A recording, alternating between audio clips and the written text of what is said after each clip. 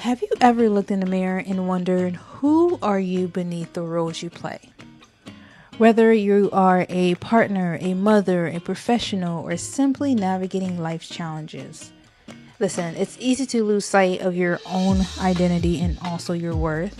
So today we're diving deep into the secret of loving yourself, especially for women who feel lost, discouraged, and simply want to reconnect with their essence. I was once that woman, and I want to share some tips that can help you elevate your life to become your best self. Hi, beautiful. Welcome to my channel. I'm Afi, an image consultant in Columbus, Ohio. I'm here to help you become your best self with practical tips on self-image, beauty, lifestyle, and faith. Thank you so much for joining me. With that being said, let's get started.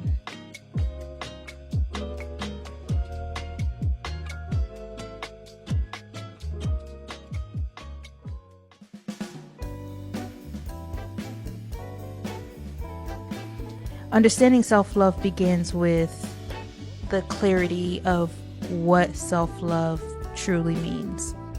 It's not about being self-centered.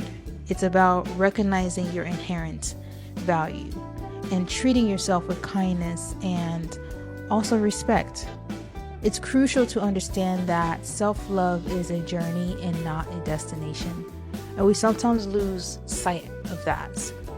So here are my 6 tips to help you get yourself back together and loving yourself again. Tip 1 is acknowledging your feelings.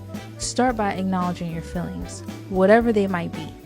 If you're feeling overwhelmed, lost, or unworthy, give yourself the permission to feel that way. Writing in a journal can be a powerful tool for self-reflection. I'm starting to do that, and I'm starting to realize that, wow, I've been missing out on a lot. But thankfully, at the age that I'm in, I'm able to understand certain things that I did not understand before, such as journaling. Consider questions like, what do I love about myself when you're writing in your journal? Or what are my strengths? This can help you identify and appreciate your unique qualities. Tip number 2 is make time for yourself. In the hustle of the daily life, whether you're balancing a career, family, or a personal goal, it's essential to carve out time for yourself.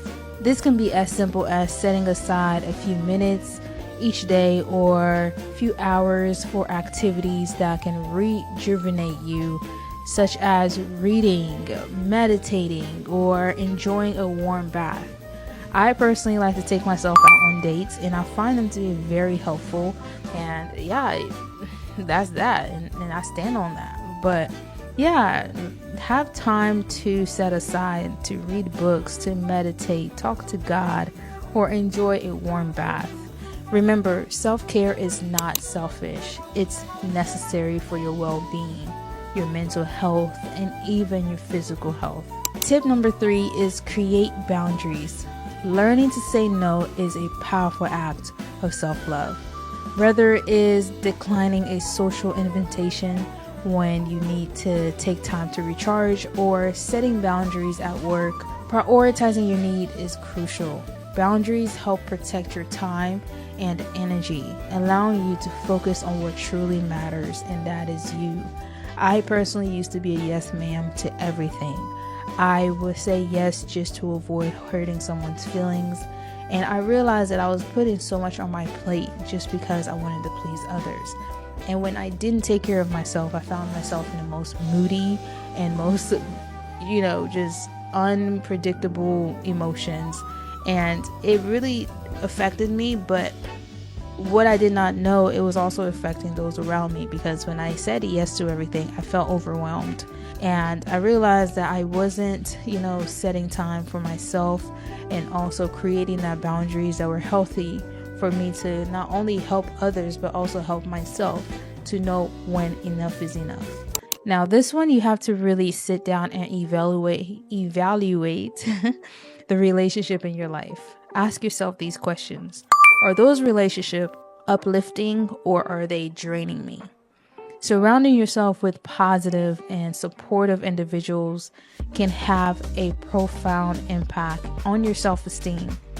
Seek out for relationships that are encouraging, friendship that encourage you to grow and also thrive.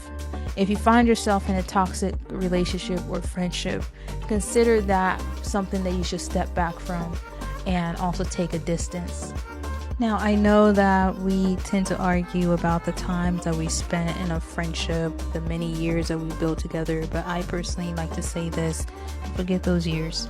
The longest relationships aren't always the healthiest, and I've learned that even through family. This might sound hard, but it is the truth. I honestly had to take a step back, and yes, it hurts because you look at this certain individual and you're like, dang man, like only if you could understand what you're doing and how much of it is hurting me.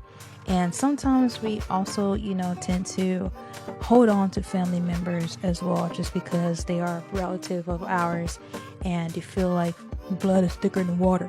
Honestly speaking, I always say this: prioritize those who prioritize you. If you feel as if you're always giving, it's time for you to let go. Forget the amount of years that y'all spend together. It's time for you to let go and move on from it. And this is where it leads us to step number 5, embracing change. Allow yourself to evolve. It's natural to go through these phases in life, and change can be both exciting and also daunting. And some of us, we cry during those phases. It's okay. Embrace the fact that it's okay to change your mind. It's okay to grow. It's okay to redefine your goals. If you are single, divorced, or navigating motherhood or married, remember that these experiences shape you, but they don't define your worth.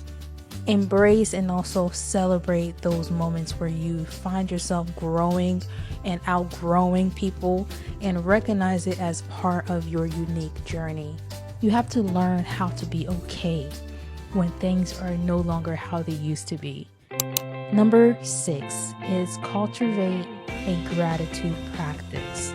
Gratitude is something big, and it can definitely shift your mindset. Take a moment to sit down and write down the things that you are grateful for. This is a simple practice, but it can help you focus on the positive aspect of your life, fostering a greater sense of appreciation for who you are and what you have done.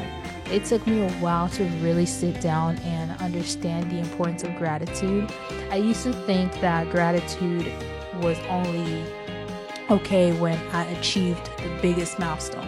I never really looked at gratitude as something, that you can also celebrate with the little things. And that small thing can lead to me breathing.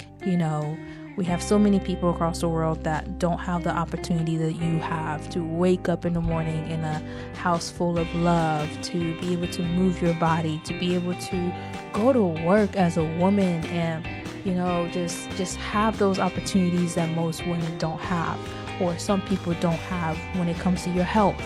So I have definitely came to this understanding that I was definitely ungrateful with the little things, and I was only looking for God to move in the biggest things in my life. When the Bible even says, if you're grateful with little, you will be grateful with a lot. So be grateful with the small milestone that you achieve in life, praising God in the midst of the storm. And if you look at it that way, I promise you, you would definitely learn to appreciate who you are and what God has done in your life. As we wrap up today's conversation, because I know I probably talked your ears off, remember that loving yourself is an ongoing journey filled with ups and downs. It's about acknowledging your worth, prioritizing self-care, surrounding yourself with positivity and people who support you, and most importantly, embracing change. With that being said, thank you so much for joining me on this exploration of self-love. I'd love to hear your thoughts and also your experience. And remember that you're not alone in this journey. We're in this together. Okay? Until next time, take care of yourself.